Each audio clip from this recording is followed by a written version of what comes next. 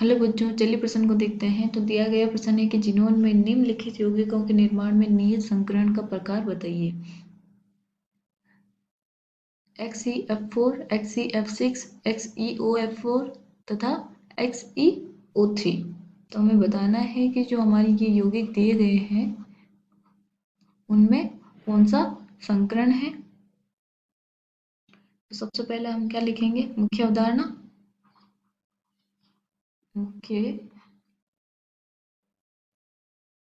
अवधारणा तो वो क्या हो जाएगी, संकरण।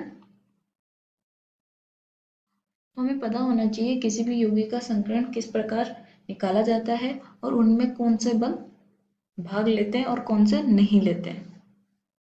तो चलिए हम देखते हैं। तो सबसे पहले हम क्या समझेंगे, संकरण होता क्या है। संकरण क्या होता है कि किसी भी केंद्र परमाणुओं में जो रिक्त कक्षक होते हैं वो अन्य यौगिक के साथ बंध बनाने के लिए एक समान ऊर्जा के नए कक्षक का निर्माण करते हैं संकरित होके।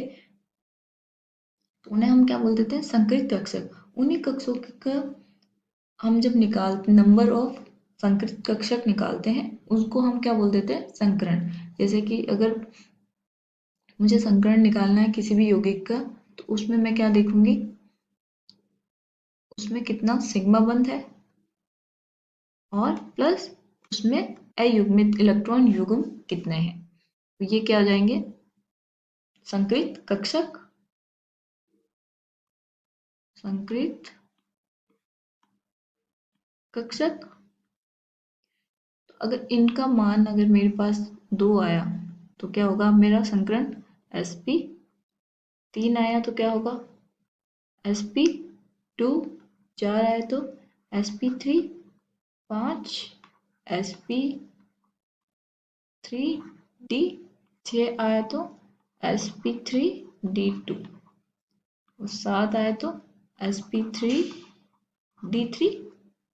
तो ये क्या है हमारे संकरण। अब हमें पूछा गया है कि हमें जो दिए गए यौगिक है उनमें संकरण निकालना है। तो चलिए सबसे पहले हम क्या निकालेंगे, XeF4 का। पहला क्या है XeF4, इसमें केंद्र परमाणु क्या होगा हमारा, जिनोन। ये आ गया जिनोन। इसके पास कितने इलेक्ट्रॉन होते हैं, 8। तो 1 2 3 4 5 6 7 8।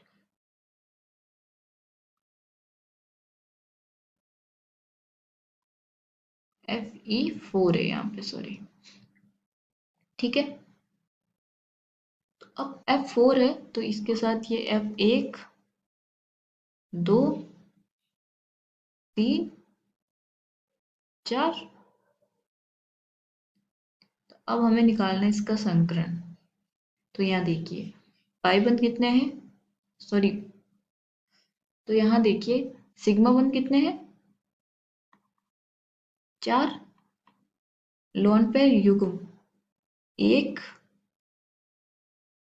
2, कितने हो गए 2। तो कुल कितनी संख्या हो गई संकरित कक्षक की, 6। इसका अगर हम संकरण निकालें तो वो क्या होगा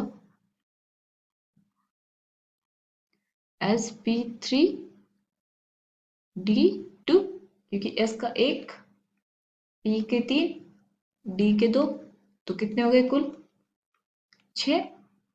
और संकरित कक्षक भी हमने 6 निकाले, इसका मतलब जो हमारा संकरण है वो सही है। अब देखिए दूसरा यौगिक, और अगर इसकी मुझे आकृति बतानी हो, ज्यामिति, या फिर आकृति बोल सकते हो, क्योंकि ज्यामिति से आकृति थोड़ा बहुत अलग होगी। क्योंकि ज्यामिति क्या होगी, वर्गाकार द्वीप पिरामिड, लेकिन जो आकृति है लोन पेड़ की वजह से क्या हो जाएगी, समतल वर्गाकार। तो अब हम दूसरा देखते हैं। दूसरा क्या है XeF6। तो जिनोन Xe 8 इलेक्ट्रॉन, 6 के साथ सिग्मा बंध बना लेगा ये F।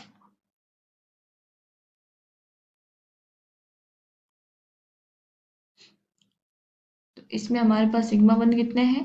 6। अयुग्मित इलेक्ट्रॉन 1, कितने हो गए? 7। तो इसका संकरण क्या आ जाएगा मेरे पास?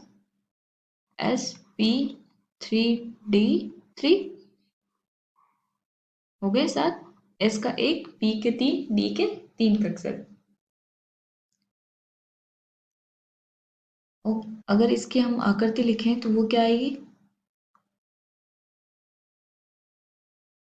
विकृत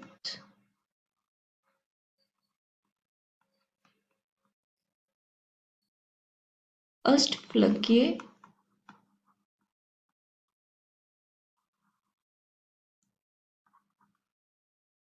आकृति। ठीक है, फिर हमें तीसरा क्या दिया है? XeOF4 XeOF4। तो ये क्या बनाएगा? यहाँ हमारे जिनोन है 8 इलेक्ट्रॉन, 4 6 8। ऑक्सीजन 1 है तो ये डबल बॉन्ड बनाएगा। F4 है तो ये pi bond, sorry sigma bond बनाएंगे। सिग्मा बंध। अब इसका मुझे संकरण निकालना, तो देखिए बंध कितने हैं? सिग्मा बंध कितने हैं? पाई बंध इसमें भाग नहीं लेता है, तो सिग्मा कितने हैं?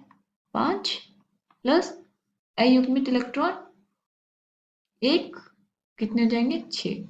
तो इसका संकरण क्या हो जाएगा?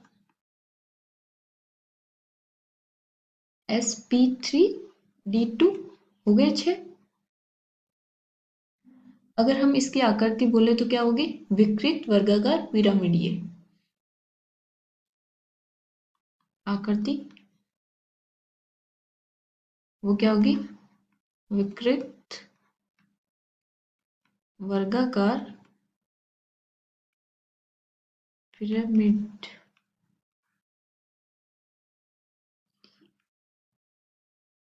अब हम देखते हैं चौथा क्या है? XeO3।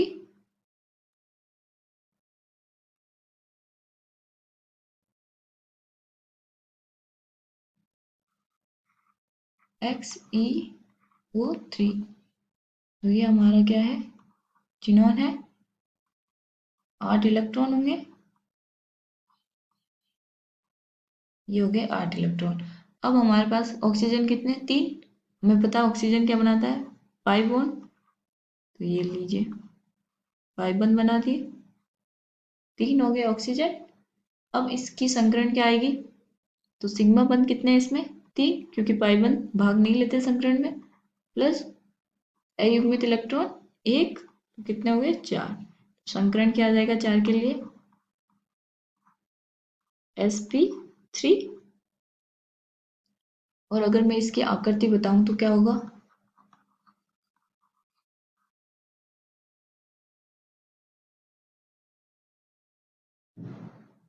पिरामिड ही बोल सकते हो, या फिर विकृत चतुष्फलक के